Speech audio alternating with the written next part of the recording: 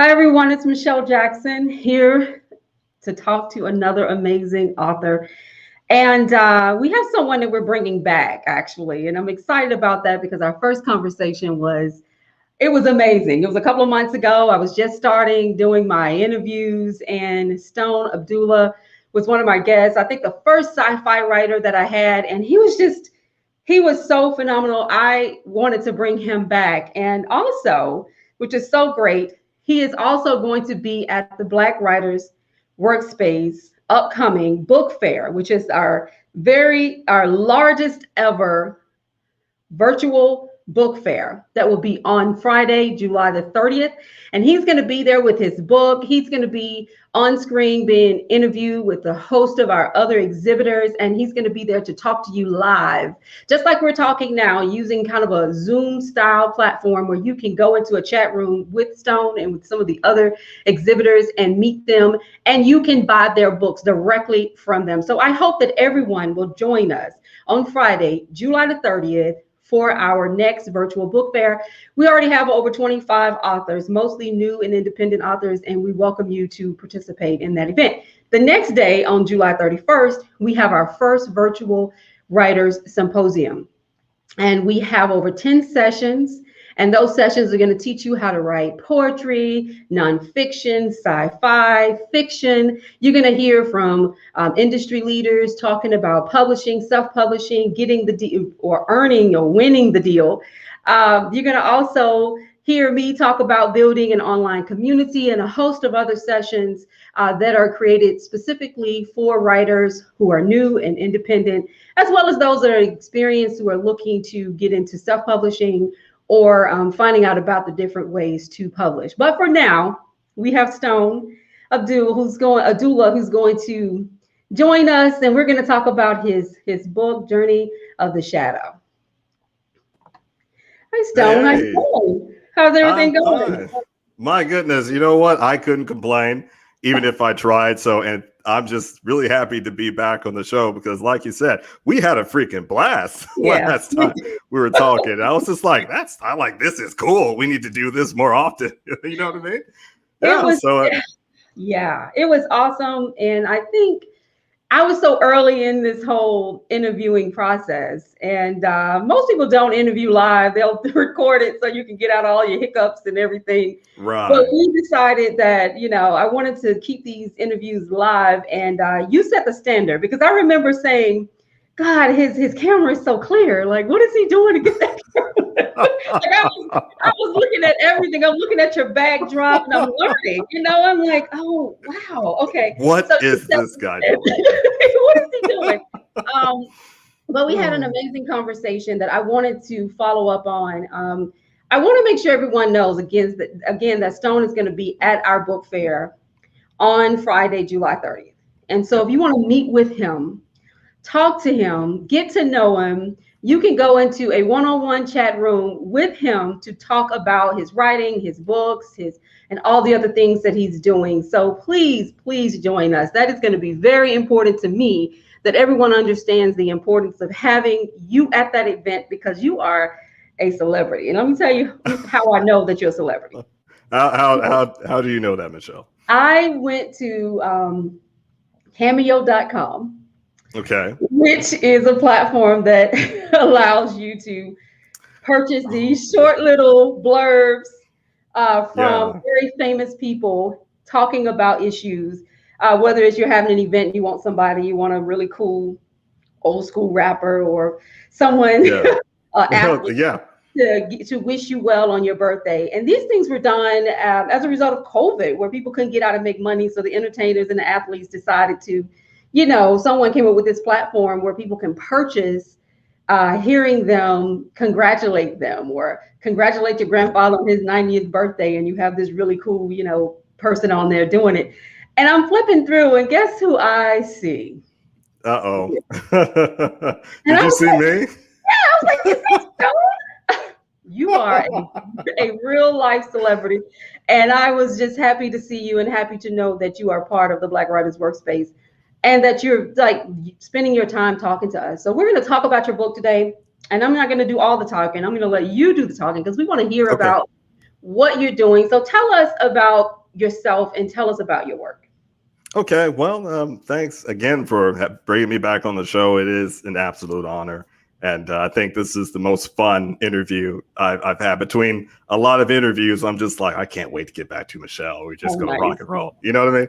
So thanks once again for bringing me on. A little bit about myself. Hey, I'm a big kid at heart. You know, I guess I was telling folks the other day on some of my live streams on Instagram that I was always a sci-fi writer first, and then I had aspirations for becoming a scientist. So it kind of went from sci-fi writer, scientist, back to sci-fi writer. You know what I mean? It's always been there. Of course, the music side too, but and there's some intersection between the creative aspirations between the literary and the music. But I would say for the longest time, I've always had this inclination to tell stories. I'll say this in particular. My father, rest in peace. He was a long-winded guy, but he had he had a vast amount of information. He just such amazing comprehension. And then every time he would relate something to you, it was always in the form of a story. And from day one all the way up until the good Lord called him back, I was just like, this is where I'm getting it from. But then it didn't stop there. It was my mom. She had this beautiful speaking voice. Rest in peace, Mom. And she really fostered a lot of that creativity that she saw within me and my sisters, for that matter. And then she taught me how to read. She taught me how to write. She threw a whole bunch of books at me, et cetera, et cetera. Mom homeschooled me, I should say. And what a powerful lady. And I would say that more about myself is just a combination of those opportunities, given to me at a young age. And then you see that fruition. It's like a wind-up toy, right? Mm-hmm. You just, or the Energizer Bunny, and you just keep going and going. So I respectfully blame my parents for exactly who I am, but eternally grateful that I see the value in sharing stories, because that creates memories with other people, right? You're giving a portion of yourself to another human being, and that's what you're strengthening that bond of the human existence. That's the way I look at it. And so, that can go further along into your life purpose, because I didn't go to school to learn how to write. Mm-hmm. I didn't take creative writing classes in any of my college sessions. This was just something that, this came from out of me. I call it a gift. And I try to use this gift, still talking about myself. I try to use this gift to demonstrate to other people that they too can do the same thing. Mm-hmm. Use that gift to inspire people. If you just hold it to yourself, of what good is it? You know what I mean? Giving back to other people, and you can see that light bulb go off in other people's eyes. And you've seen it too. You've seen it a million times, from children all the way up to adulthood. I remember teaching, being a teaching assistant and all these things I was doing in college, and I would be instructing something like physics, electromagnetics. And when I would finish a concept, I would turn around, and the class, you would just see the light bulbs go off one by one. I said, this is what we're talking about. This is the information that we're sharing that can benefit, that can cultivate other people's lives. You're sharing something with them. You're giving them a new experience in this life. Perhaps you may uplift them, give them a reason to smile, and give them a reason to be curious about what's around them. That's, I would tell you, that's me in a nutshell. I totally agree. Every time I talk to you, I am always empowered and inspired by your story talking about your mother and your father and your love for them, and just your upbringing and how you have had this really interesting background. And you did something that I wanted to throw out there at you, which you sent me this bio. And okay. I'm going to read some of it. You say, you describe yourself as a Jackson State University graduate with a BA in Earth System Science, a person who was on a PhD track who decided to go into writing. You worked at NASA and NOAA. I've also worked with them. I used to be the Federal Facilities Director for the state of Maryland, and I worked partnership with them and many federal agencies there. And you said that you're an avid writer of poems and scientific papers, and I'm going to throw that out. Okay. That does not describe you. And I was looking at it and I'm thinking to myself, I'm like, is this the stone that interview before the rock guitarist, Yeah.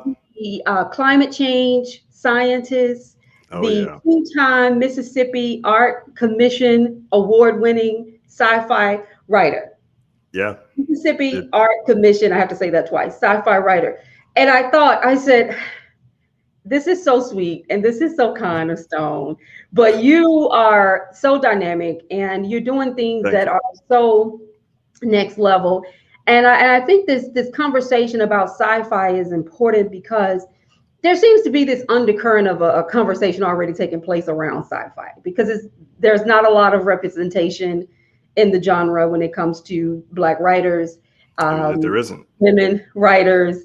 And so to have you on here to talk about it, I think that your past, your experience as a scientist, the work that you've done, the awards that you've won really do play a key role in how dynamic you are as a writer. And so that's why we're going to talk about sci-fi versus, not really versus, but sci-fi and fantasy. We want to demystify what that is for Yeah. our readers. And then we want to talk about your book, Journey of the Shadow. Oh And yeah. you and I spoke the last time. I think we talked for 45 minutes on screen, and then we probably talked another 45 minutes after. And I Yep. got to see your learn more about your characters, learn more about the inspiration to write the book. And then, but we didn't really talk about sci-fi as a whole, so we're definitely going to do that. So I'm going to pause for a second and just ask everyone, if you have any questions, please drop those in the chat box and I will ask Stone for you. If you are on Facebook, please share this on your personal page. You want to get as many people as possible to watch it. This will also be uploaded. This interview will be uploaded to Spotify and a number of other podcast platforms. We're going to put clips of it on our Instagram page. We're going to put clips of it on on Twitter. And of course, it will remain on Facebook. So we ask that you continue to share it and get as many people to watch and to pay attention, but also to purchase a book, because that's why we do this. So we want you to purchase a book, support the things that Stone's working on, and he's going to talk to us a little bit about that. So before we get into it, did you self-publish your book? I want to talk about that. I did. Okay, Yeah, great. I did. Our page is just filled with a lot of self-published authors. I think we can definitely learn a lot from someone who's able to be award-winning and self-published, because that seems to sometimes there are people who think you can't do both, and Stone is proof that you can. And so that's very important as well. So now that I know I have the right Stone on the screen, we want to step into the imagination of a sci-fi writer. Oh yes. Okay? And before we do that, I want you to tell us the difference, in your opinion, between sci-fi and fantasy, so that we can get a feel for it. Are they in the same vein, or what do you think is somewhat of the differences between the two genres? I would say the biggest difference between science fiction and fantasy are the type of worlds that you build, right? The type of rules you set within that world, and the type of characters that are moving about, I would suppose, because I want to keep that generalized. Now I'm going to try to zoom in for some high resolution data between sci-fi and fantasy. Often in sci-fi, you don't hear a whole lot of stuff about magic, right? Mm. In fantasy worlds, there's a lot of magic systems. There's sorcerers, wizards, witches, warlocks, and dwarves and elves, that sort of thing. If you vampires, I can keep going. And so there's a standard trope along fantasy that if you mention vampire, then that automatically gets classified. If I were a artificial intelligence classifier, I would say if vampire popped up, boom, that's automatically fantasy, right? Mm-hmm. So that's kind of what's in people's thinking.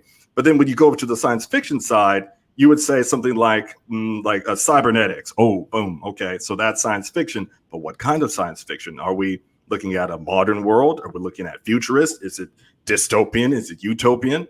Is this technology being used to assist the people, or is this technology being used to oppress the people? So there are many different dynamics. You could almost say the same for magic, but where it takes place, in my opinion, where it differs from science fiction, you have so many degrees of freedom to take your story and how your characters are in, how your characters interact, and how your world evolves. There are so many different degrees of freedom in science fiction that you could take. And I just spoke about cybernetics.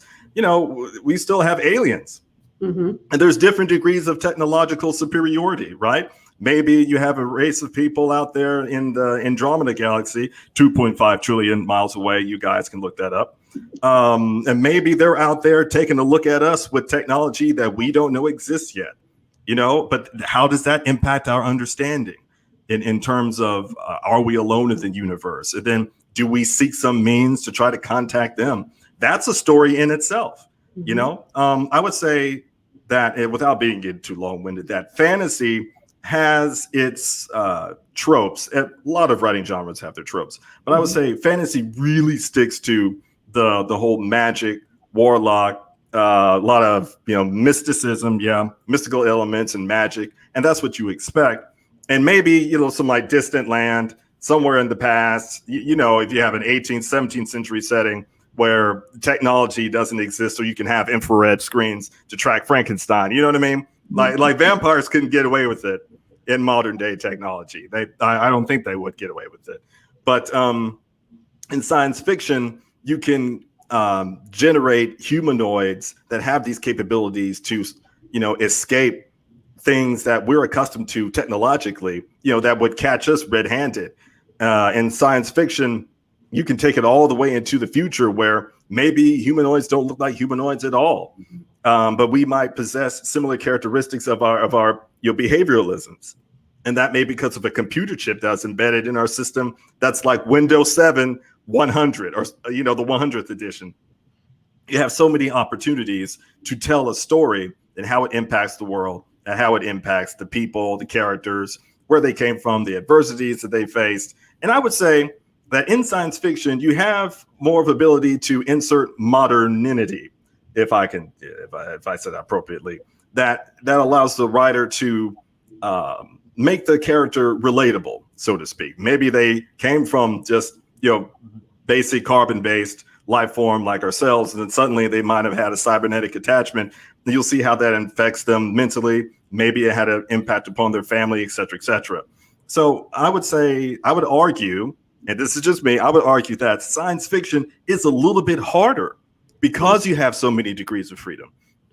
Science fiction is a little bit harder to write because you got to be careful about where you take it. And so a lot of folks kind of back away from it, and they take the, I would say, lesser, or the, you know, path of least resistance, which is fantasy, which has so many pre-written elements that you only have to innovate maybe 1, 2, or 3 things, and you've got yourself a new story. For me, that's not a challenge.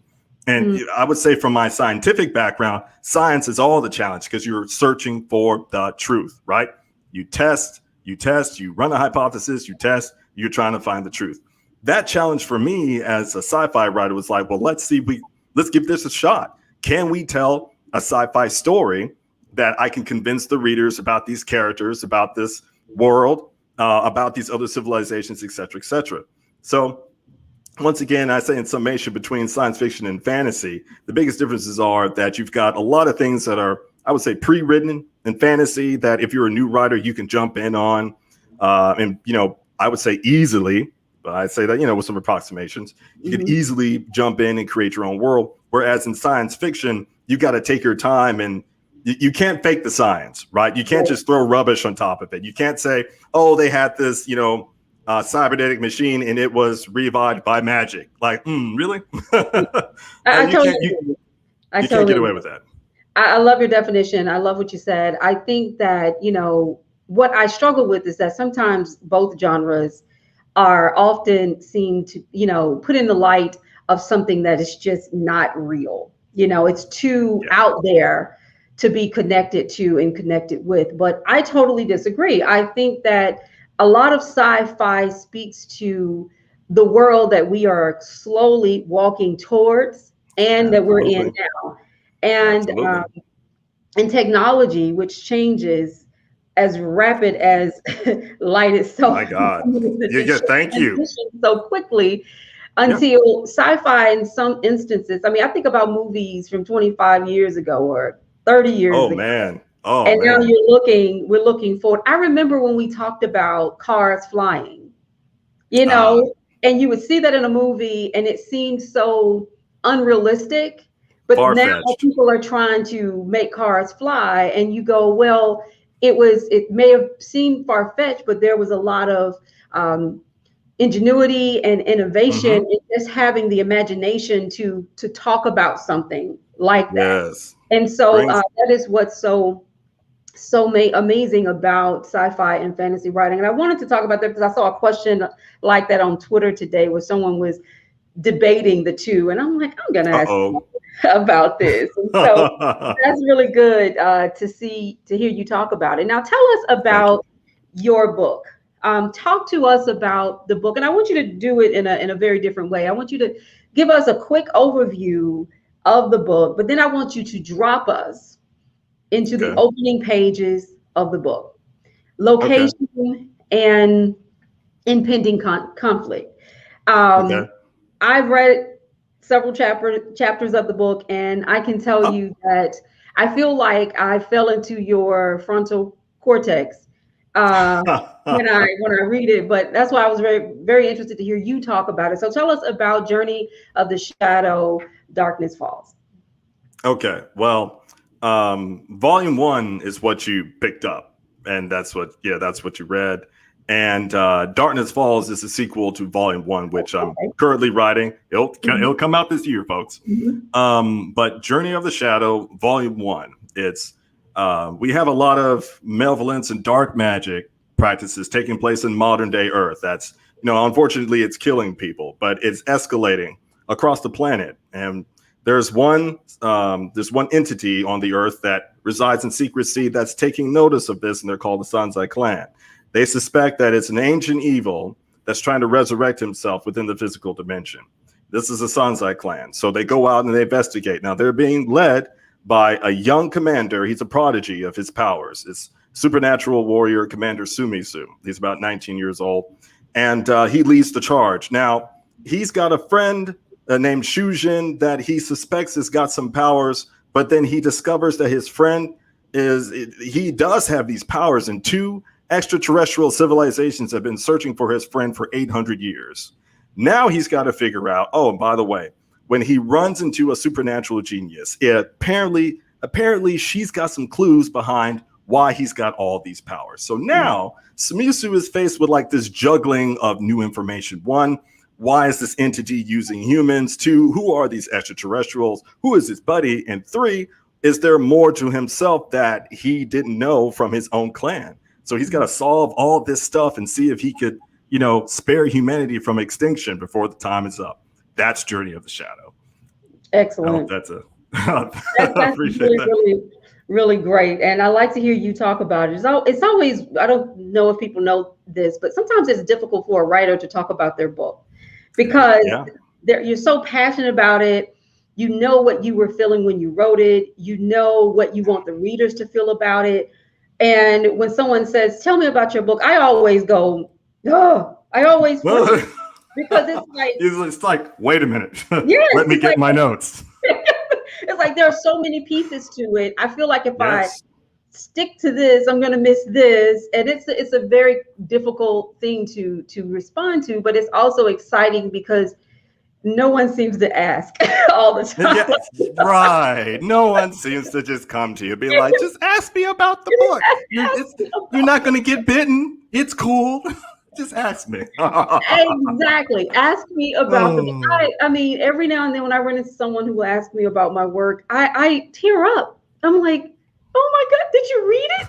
Did you read it? And so that is always a very, very good thing. So you have this conflict, you have these characters. I take issue with a couple of things. One is your male warriors are 19 and 18, and all the women, or several of the women, are like 1,900 years old. I'm just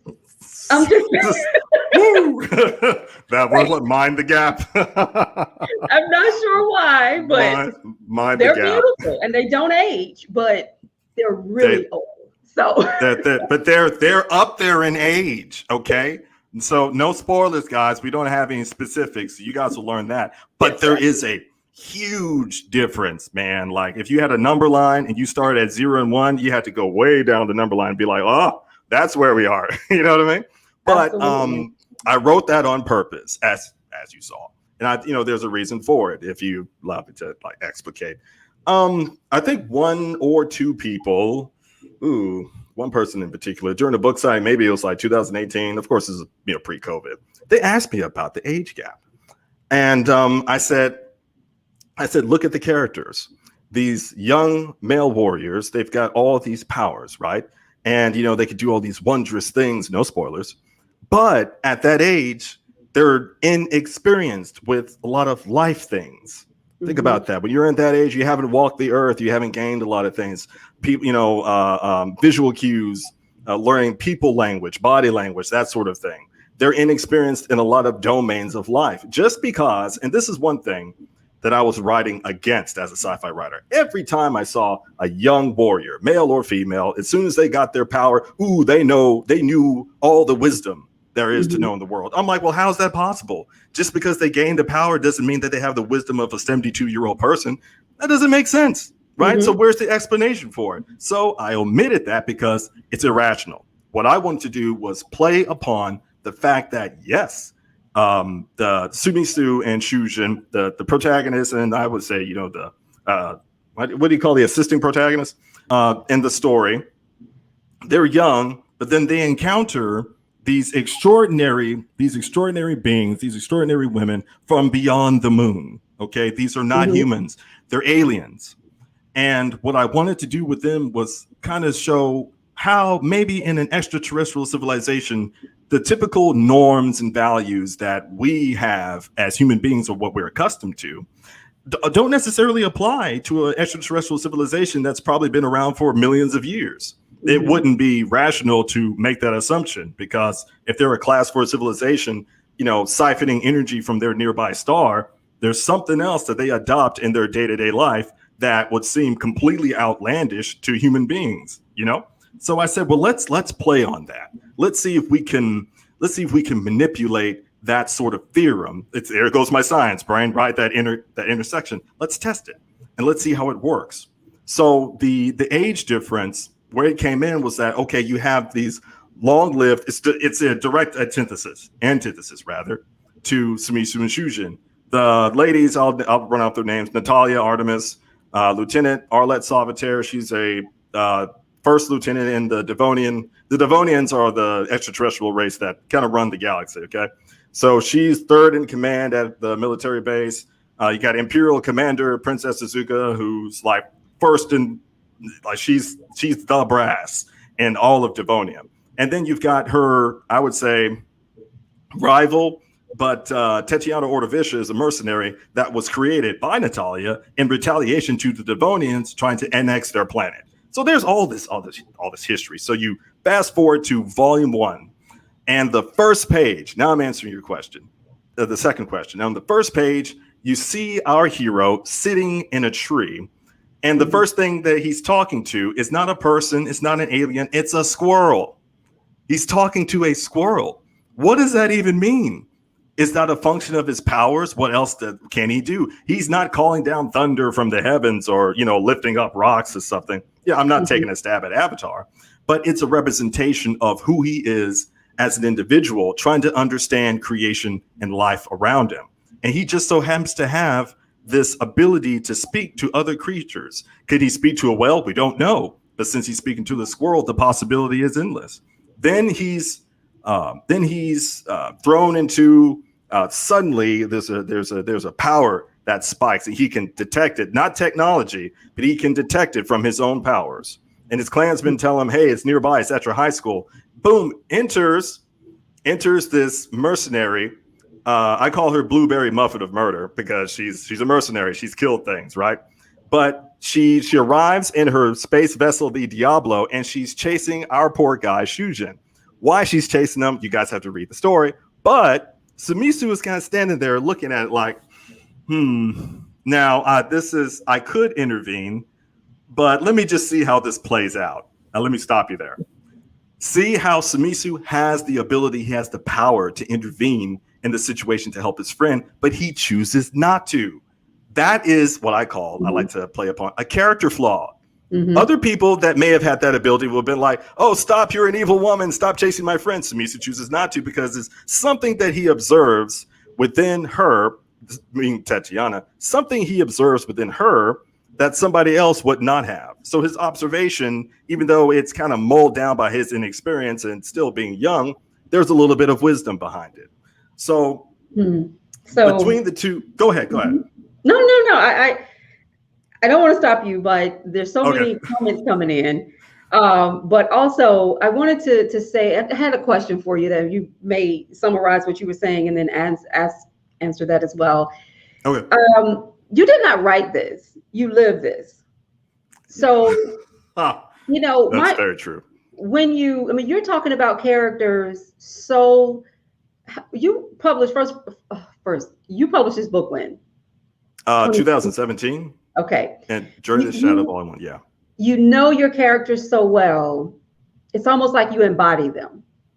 So who did you write this for yourself, or did you write this for the reader? And the reason I ask is because sometimes when we write for ourselves, we just dump so much of our passion, our joys, our highs, our lows into the work, and we don't care if anybody likes it. It's like, this is what I'm feeling, and I'm going to put it out there into the world. And watching you talk about this, you're so excited. It's like you really connected to these characters. They're your characters. Yeah. They're your kids. You birthed them into the world, into existence. Yeah. So when I was reading it, I felt like I said, I was in your frontal cortex. I'm in your creative space, because I'm reading it and it flows so well, and it feels like you're almost telling your own story, but it's a story about aliens and not aliens, but aliens and aliens and many other forms. And so, do you know who you wrote this for? Because when we write for the reader, sometimes it's about money. It's like, I've got to write a book that can sell and make money. When you write for yourself, I mean, you can do a combination, of course, of the two. But when you write for yourself, it's like, I've got to pour this out of me, because these characters are literally speaking on their own. So who did you write it for yourself or for the reader, or a combination? Brutally, I wrote it for myself. to put it frankly, because believe it or not, I had this, every creative, doesn't matter what you do, you're a writer, musician, a visual artist, you have this little thing in your mind to like, you know what? So everyone's going to hate this if they looked at it. So I'm just going to do this because this is me expressing myself. This is me telling my story. A musician that never releases an EP, and suddenly you find it later and everyone's like, wow, why didn't you release this? Right. And that's the kind of the mentality I had for a long time. And remember, Journey of the Shadow, has been in existence in my head for like 20 years. That means that it was like over a decade before I decided to publish it. And you know who kicked me in the back of my leg and said that I needed to publish it? The youngest of my 6 big sisters. And I hope she's watching. And she's like, because she knows like most of the story more than any other person on the planet, I should say. And one day she got frustrated for a good reason. She's like, you need to publish this. I'm sick of you sitting in there and just writing this, and people need to read it. I was like, okay. So I published it. But what I wanted to do was share this story with these characters that, like you said, I birthed, these characters that I've lived with so long, and I've said it in our other interview that writing, especially novel writing, long writing, it's a mix between genius and insanity. You got to make sure that you separate the voices in your head and make sure that those are the characters that you're putting on paper, that you're, making believable to the reader. But ultimately, the story that I wanted to write was one where I found myself in, and this is leading to one of the characters that I developed, was Commander Sumisu himself. And I said, well, my goodness, what if, again, science is a lot about what if. I said, what if I were in his position? What would I do? So an abstractionism of that was reflected from me through Sumisu. So I guess that's why he's one of my favorite characters. Out of all, they're all my favorite characters to write with, but the story is about Commander Sumisu. In the title, it says in itself, Journey of the Shadow. This is his journey as he's getting these powers and trying to understand himself within this world and why he's getting stronger, et cetera, et cetera. But yeah, ultimately, I wrote this story for myself as a challenge. And now, as I said, aforementioned, that I wanted to see as to whether or not I could piece something together. And then it just started to manifest over time. I did a lot of stuff, the whole music thing. Yeah, I was in some rock bands, some blues bands, and did that, but I never stopped going back to that manuscript. It was just bugging the daylights out of me for years. So when I finally released the book, and I said, okay, this is the first time somebody's going to give me some feedback on it and look at the characters, and that I was shocked.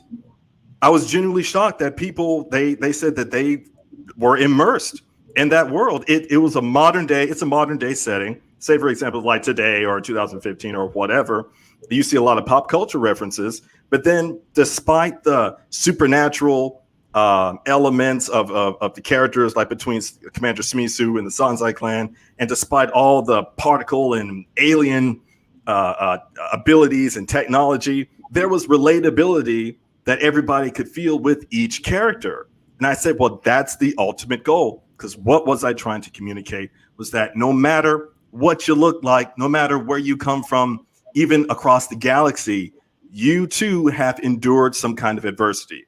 You too will probably encounter something that you've never seen in your life. Now you're faced with the challenge of, how do you accept this information?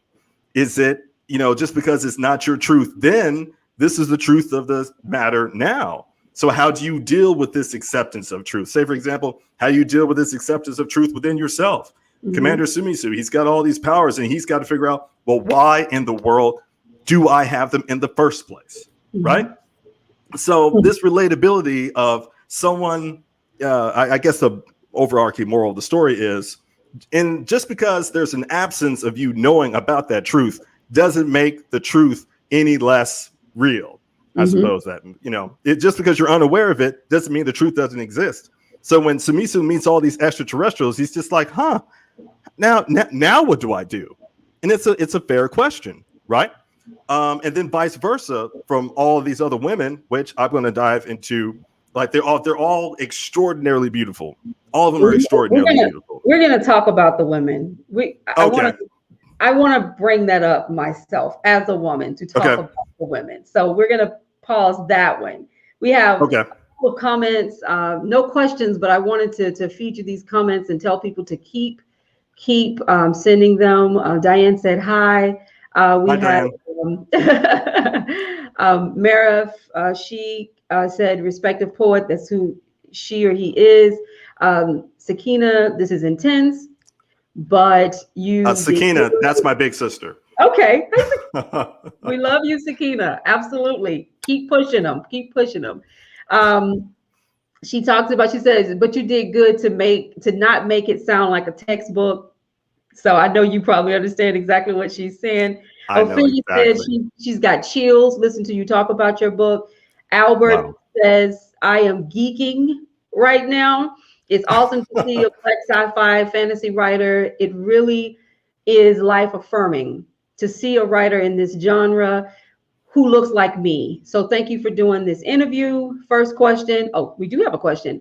Are there some black science fiction, black sci-fi or fantasy writers who have inspired you? And let's put a pin in that one as well. I want to get to that because I don't want to get off of the topic of your characters right now. Yes. But that was one of my questions as well, about who has inspired you as a writer. But I feel like I said, I feel like I kind of jumped into your world when I read the book. I felt like this was for you, and I do encourage you to make the next book a book that you're writing partially for you as well, because I think when you write for yourself, there's something authentic about it. And you nailed the word. It really is. When it becomes about making money, selling books, making a certain group of people happy, it feels like it becomes so phony and artificial that sometimes you read your own work and you're going, this isn't me. This isn't what I'm really doing, Right. And so I do encourage you to make sure that your next book is about your own passions. Now, I believe that science fiction is a combination of all the genres, actually mastering all the genres, because there's so many different feelings That's that you true. have in sci-fi. You've got you have to have an active imagination. You have Oh to yeah. be able to connect with your passions. There's a level of erotica, and we'll talk about that with your characters. There is, Oh yeah. like you said, this humanness, even if you're talking about aliens or Hmm. Smurfs or whatever, these stories are stories that we connect with because they are relatable. I love that you use that word, because that's what makes people want to keep turning the pages, is that, yes, okay, this monster may have three heads, but this monster is going through something that I can relate to. That's why Hmm. children's books are so relatable and such a great teaching tool, because Yes, no ma'am. matter the characters that you create, we all want to feel connected to them. And so Yes. you created this whole cast of people that you feel created to, and Sumisu is someone that you feel, that is like you. Do you feel like writing sci-fi gives you street cred across all the genres? And what is the genre that you don't think you have incorporated into this in order to make your work successful? That's a good question. Well, the first to answer the first question for street cred, I'm not sure. You know what I Mhm. mean? Because it's like you have to have a mentality to say, well, this is what I'm going to develop, and as to whether or not there's some credibility going, if there's going to be some credibility associated with that, that's inconsequential to the act of doing. Mhm. I would say that it's inconsequential because a lot of times young authors or would be authors come to me and they'll say, "Hey, man, I made this draft, and I'm worried about this." And I showed this paragraph to my friend, and they said they never want to write it, they would never read it, and they said, "Well, you should do this. This should be the preface." I'm like, "You've got to abandon all that. You've just got to Mhm. express yourself. Learn to express yourself first. You have got to believe in yourself first before any of that happens. You've got to value yourself first. Then that's going to allow that creativity to manifest and blossom and flow. And then all of that beautiful stuff will happen on Canvas or in a word processor. It's going to happen in your mixer or your digital audio workstation. That has to come first, my friends. So, Mhm. and if what you do is, if it brings some sort of credibility to your artwork, then that's great, because what you can do with that further is use that notoriety, use that credibility, use that street cred to give it to others and say, you can do the same thing. Fantastic. I'm glad you guys are looking at it, because this is what we can do for ourselves. Look how many people we can inspire. Look how many people we can engage and encourage and motivate. The street cred, fantastic. You're not using the street cred for yourself. You're using Mhm. that as an incentive to give to others. You have to invert that line of thinking, right? Otherwise, the hubris takes in and your work suffers as a product. Say, for example, I say, well, I wrote this really great book and I think everyone's going to love it because I love it. And you send it out there and suddenly the reaction is the antithesis of what you had in your mind. Well, what world of delusion are you living in?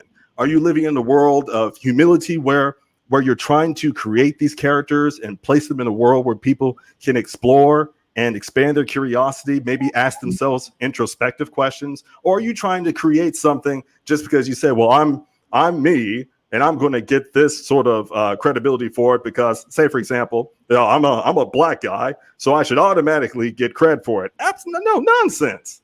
Nonsense. What you're trying to do is give people life. That's something that my father taught me before the good Lord took him away. He said, son, anything you do in life, you give people life. He said, because Mhm. there's enough death out there. End quote. That's what he said. So I said, okay, yes, sir. What else are you going to say? That's your old man, right? So I said, Right. yes, sir. So in conclusion about the street credibility, if it's a consequence of what I do, it's only for the benefit of the whole. And that's something my mother said. She said, you do it for the benefit of the whole. If the credibility allows me to expand and reach more people, fantastic. Fantastic. It's not for myself. Absolutely. I see it for other people as an opportunity. To answer your second question, unless you had a retort before I got into the second question. No, go for it. Okay. If there's other genres that I wouldn't, approach within my writing, or I didn't use those modes of writing, maybe like mystery, I suppose. Maybe mystery because I haven't read a lot of mystery, literary stuff. So I wouldn't say that it was something that was, it just flowed into my creative space. But in terms of what my style of writing, I want the reader to pay attention, right? It's almost like a textbook. And this is what my sister Sakina was mentioning, that I didn't write it as a textbook, because a textbook is just information. So what I had to learn between my literary writing and my scientific writing is that I'm telling a story with this information.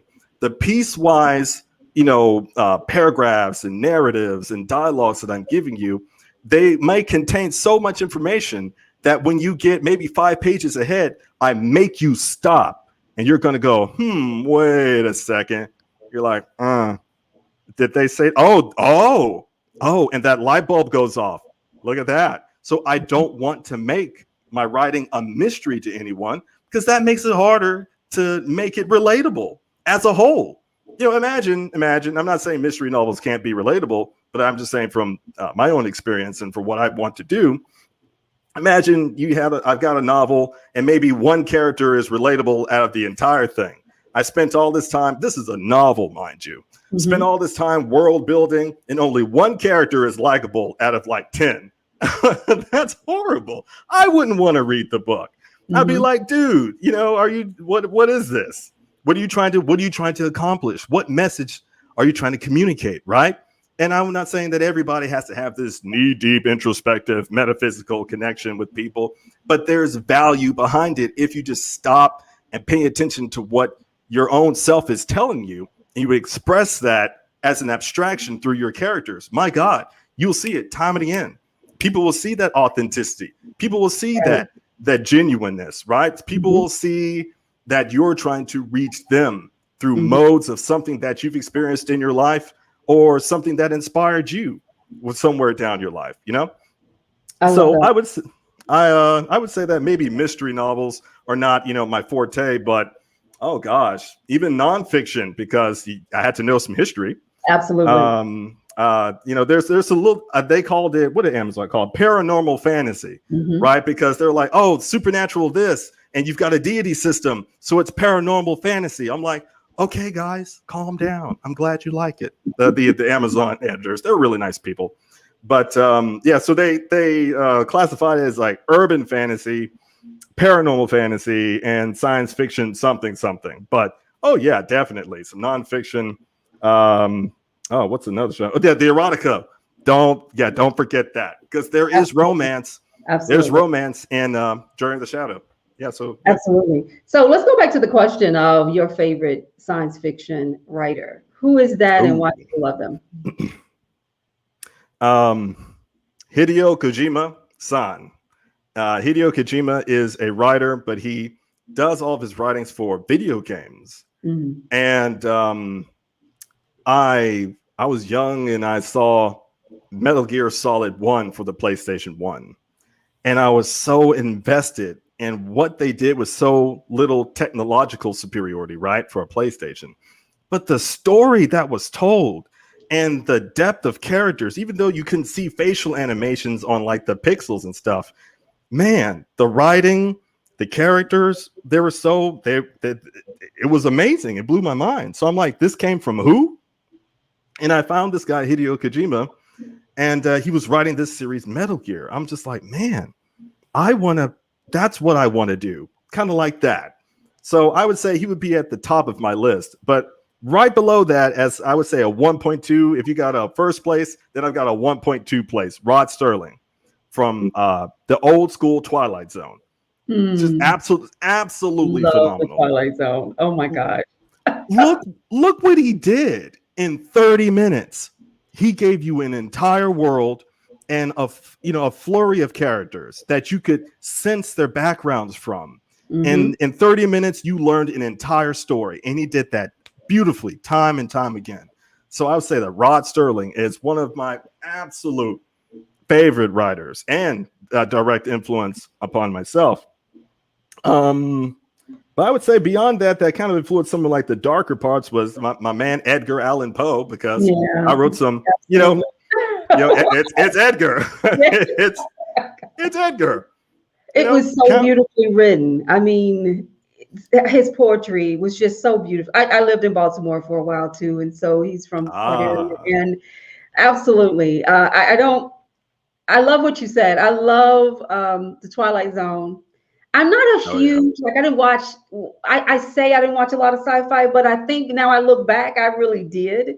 But you probably did and not realized it. Yes, I remember the pig-faced people on. Oh yes, that was such a classic, and I'm not going to give it away. I want everybody to go and find the episode of Twilight Zone with the pig-faced people. Watch the you guys watch it, and you're going to think differently about beauty and just in general how we are seeing, the physical, the physical perception. Being. Oh, yeah. I watch it every week. It's so funny you brought that up. We have someone, we can't see their name, but we have Shahida Evans who said, "I see you, babe, bro." That's your other sister?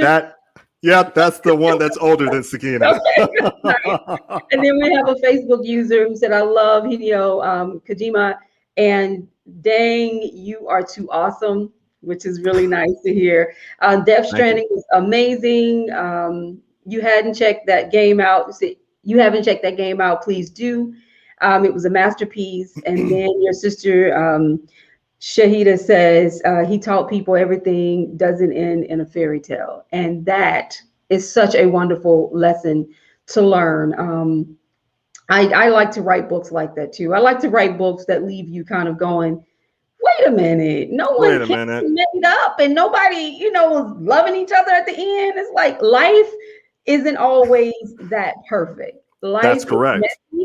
And I love books and stories that leave me wondering, what did the human condition cause them to decide to do at the very end? Like I like that. Yes. So let's talk now. And for those of you who have any questions, please drop those questions in the chat box. I'm so happy to have so many people here to listen to you talk, but also to add so much conversation in the chat box. That's amazing. We're going to talk now. Gosh, we've already talked for 53 minutes and we're going to talk a little longer. I know, between us. And I think what it is that you are a Southern writer. Have you had anybody call you a Southern writer? I had someone that said that to me one day because I'm in Louisiana. I'm from Alabama. You're in Mississippi.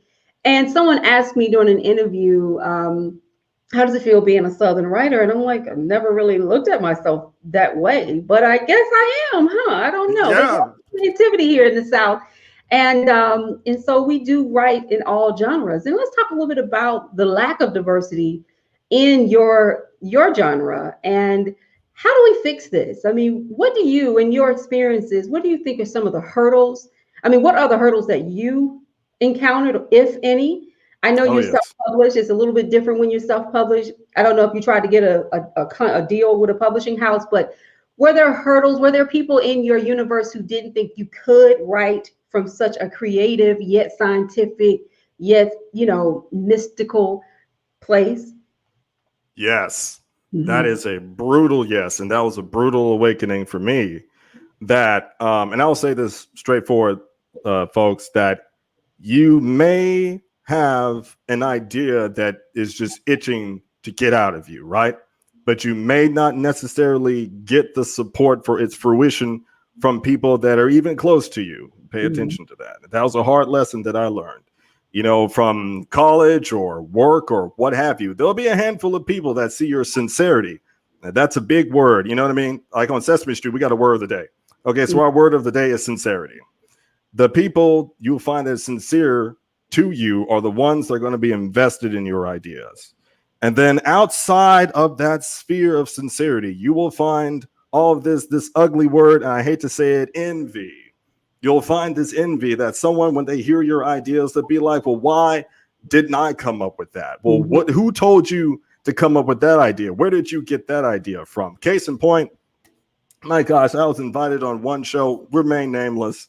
And there are some people on there who will remain nameless, but I was just telling them how I got the warm reception from the editors, the type line editor and the copy line editor from Amazon. They told me straight up, they're like, man, we've never read a manuscript like this before, and we had to do very little editing. I was like, well, thank you. Thank you guys so very much. And that humbles me, right? It didn't project me to say, hey guys, look what they did. No. It just, you learn from that and you keep moving forward, right? And that's humility, another big word of the day. But then when I mentioned that on this podcast show where we were supposed to be promoting my book, these guys were like, well, there's a lot of different editors. And I stopped and I thought to myself, because I was in the middle of trying to finish my thought. I said, well, why did that person say that?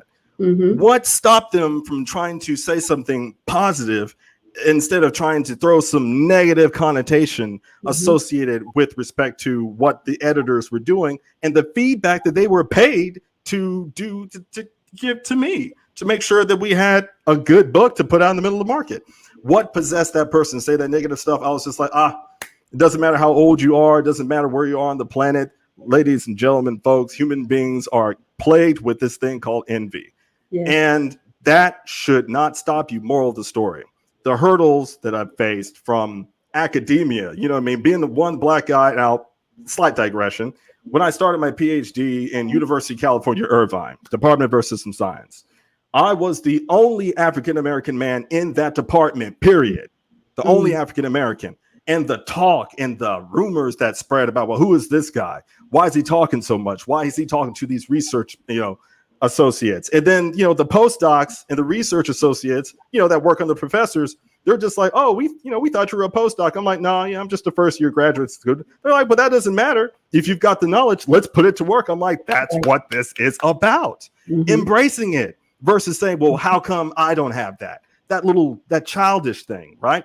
But then there comes a point where you have to stop yourself from crossing over into that border and say, well, I understand this hurdle exists, but I'm not going to let that hurdle stop me from expressing this gift and giving it to the other people. You have to remind yourself that, listen, I could not have had this gift in the first place.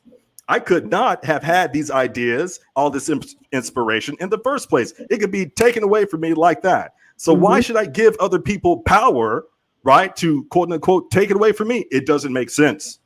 It doesn't make sense. So the hurdles as an African American for years that I've tried to push the ideas, or I speak to people about Journey of the Shadow, in the same passionate fashion that I'm giving to you.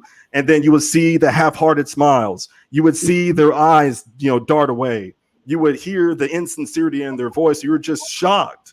You know what I mean? Like, I'm trying to give something great to other people, but then other people, they won't automatically accept that. But the moral of the story is, when you encounter it, regardless of what you do, when you encounter it, remember the value of yourself first. I gotta repeat that. Remember when I was talking about some of these young writers, they come to my DMs and my Instagram page and they said, dude, you're amazing. How do I get started? How did you get started? I've got this manuscript, blah, blah, blah. And the first thing I tell them time and time again, I said, first, you have got to believe in yourself and make sure you understand that no one else is going to give you the value. You have to know your own value. Your value doesn't belong to someone else. Your value doesn't belong to Random House Publishing. My value, the value of Journey of the Shadow, doesn't belong to Amazon. The value of Journey of the Shadow is in here. It's in here, right? And that's what you give to the people. And so then again, going back to that authenticity, the sincerity within what you're doing.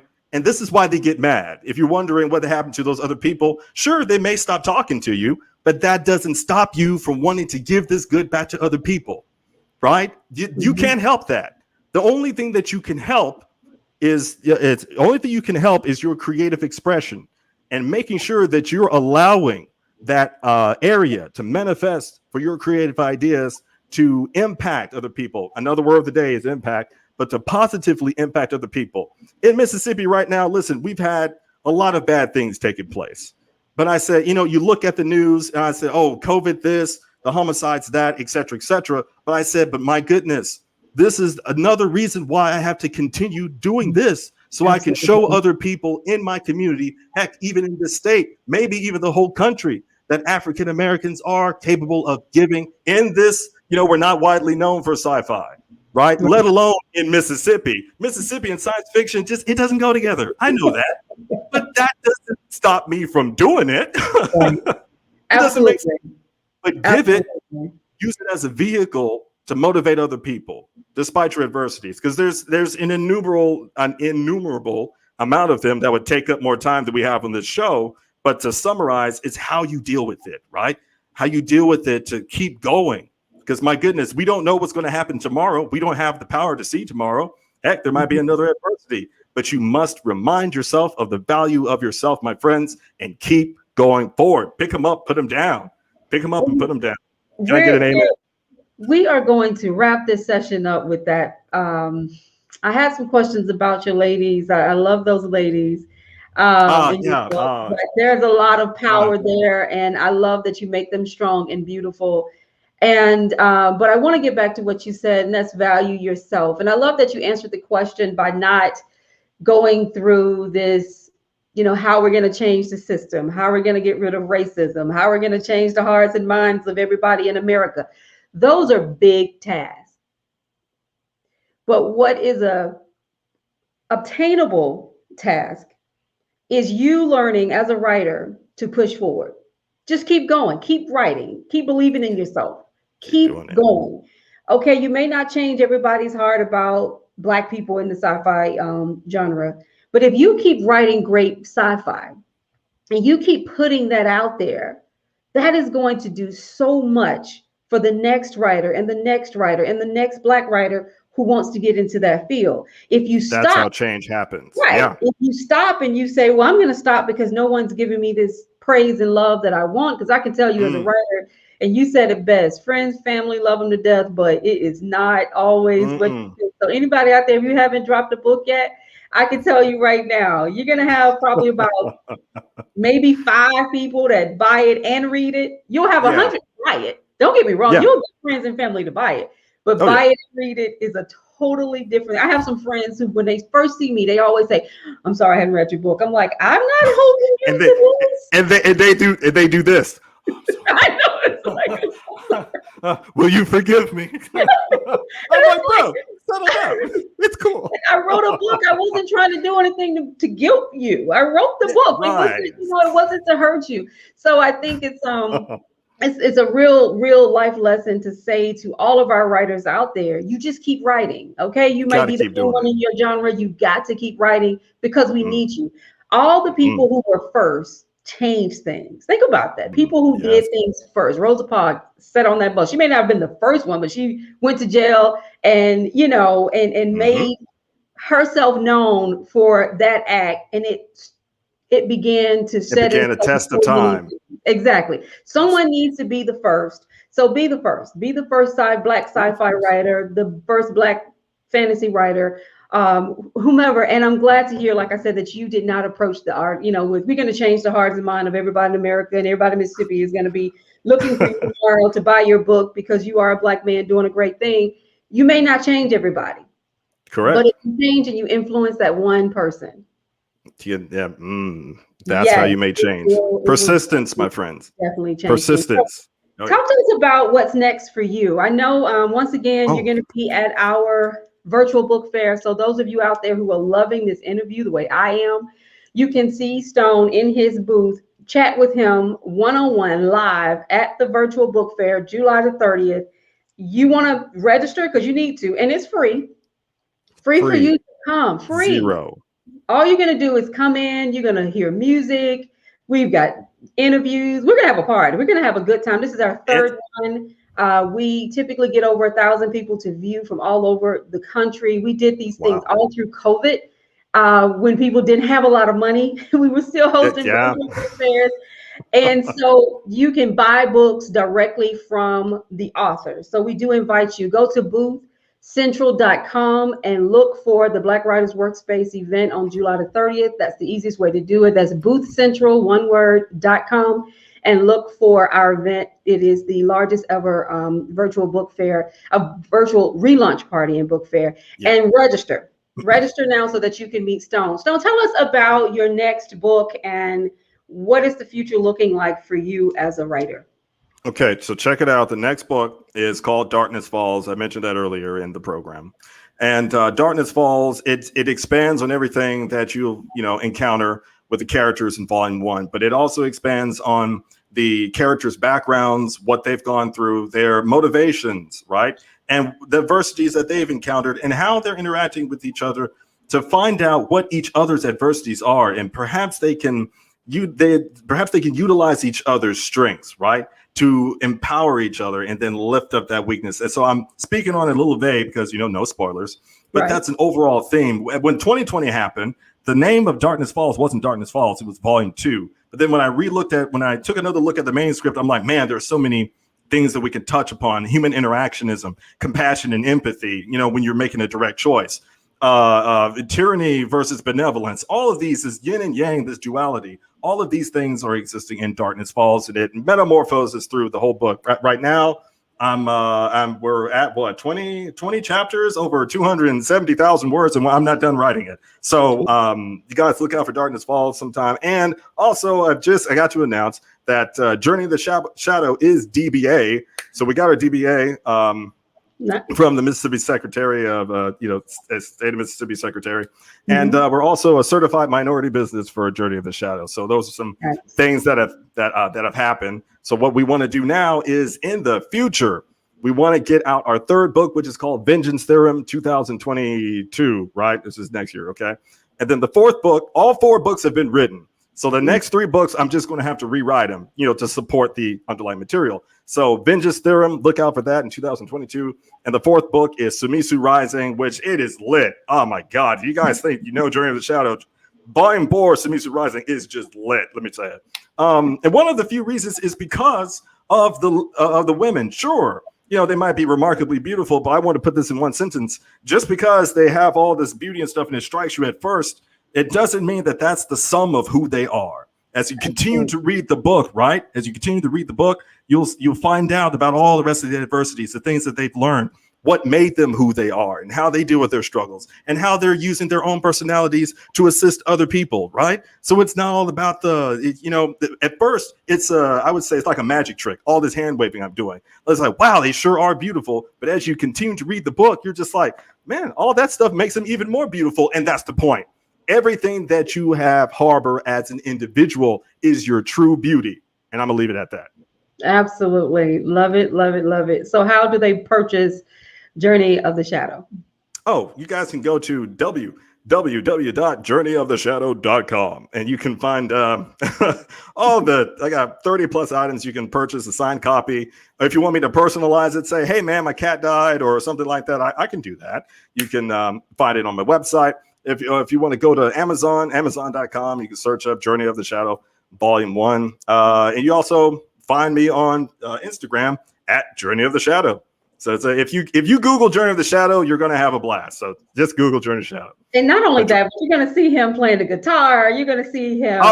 He is so animated. And that's why I brought up that really nice, really benign bio. I'm like, oh, this is such a kind bio. But this bio does not really give credit to you as a creative. And so I want, everyone to follow him on social media, purchase his book at journeyoftheshadow.com. Join us on Friday so that you can connect with him directly. Just be a part of the Black Writers Workspace. It is a private group on Facebook. We just hit 7,000 members. I mean, this is crazy. I started the page March of 2020 after we were at home stuck, and I just dropped my book in February, and I just thought, well, I'm going to get a small group of people together and we're going to start this little private group. I didn't even know what a Facebook private group was, I'm going to be honest with you, but I thought let's go. And now we have 7,000 Black independent and new authors and experienced authors as well as avid readers. We have publishers, we have that's amazing. Just so many different resources on the page. And it's kind of a really open discussion, and it's all positive. I'm going to be honest with you. Yes. This is the most positive group of people. And it's not because I'm kicking out all the bad eggs. I think it's just because that's the foundation. We built this on, we are here to support each other. We're not here to criticize each other. We're here to support each other. So we have interviews. We have, we've got a little bit of everything. We have virtual book fairs, writer symposiums, monthly, some roundtable discussions. We have an e-newsletter that goes out every week. And all of that is through me and my company, PR Solutions, I have a PR firm here in Louisiana. And so I'm really proud to be a part of this. So Stones, thank you. Thank you. About 10 minutes over. It doesn't matter. We own this thing. We can talk for 3 hours if we like. That's what I love about these things. But we are going to wrap it up. And I thank everyone who participated, who put in information in the chat box. You did get a couple more comments. Your sister said, boom, boom. And I love boom. that. And so I think that you're going to continue to do great things. Please don't stop writing. Continue to be great. Continue to do all the things that you're doing because we need you. We need you. I mean, as they say, the culture needs you. The world needs you. Your sister, Sakina, also said, excellent interview style. Enjoyed watching you guys. So that's good. That's so, thank you so much, Sakina, for that. And thank you, sisters, for always being so supportive of your brother. That's making a difference in this world as well. So I want to say goodbye to you. I will click back into you in a second, but I want to talk to everyone off screen. So I'm going to take you off the screen and then you and I wrap up. But I want to once again thank you for being a part of this interview and for all the things that you're doing to help us keep our feet in the door with the sci-fi community and make sure that you are nurturing the next generation of sci-fi writers. So thank you so much, Stone. Thank you so much, Michelle, for having me. Thank you. Always, always. Take care. Take care. So everyone, that was, wow. If you have never heard Stone talk before, you just heard someone who is putting his heart and mind and all of his experiences as a scientist, as a writer, as a musician into his work.